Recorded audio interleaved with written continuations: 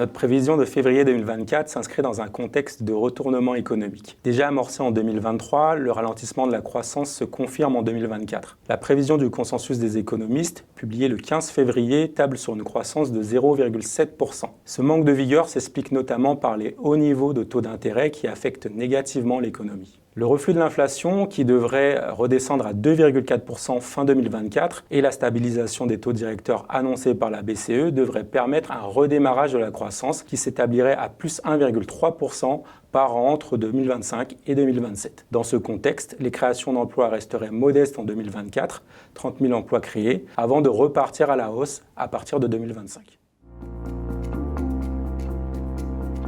Les effectifs de chômeurs indemnisés devraient se stabiliser à 2,6 millions de personnes en 2024 et décroître à partir de 2025, sous l'effet 1 de l'amélioration du marché du travail et 2 de la montée en charge des réformes d'assurance chômage. À l'horizon de la prévision, les recettes de l'assurance chômage resteraient bien orientées, bien que ralenties par les prélèvements de 12 milliards d'euros sur la période 2023-2026. Ces prélèvements ont été instaurés par la loi de financement de la sécurité sociale pour 2024, qui prévoit une moindre compensation des allègements généraux de cotisation jusqu'à 2026. Au total, le solde financier du régime se maintiendrait en territoire positif, plus 1,1 milliard en 2024, plus 3 milliards en 2025, plus 5,3 milliards en 2026 et plus 11,2 milliards en 2027.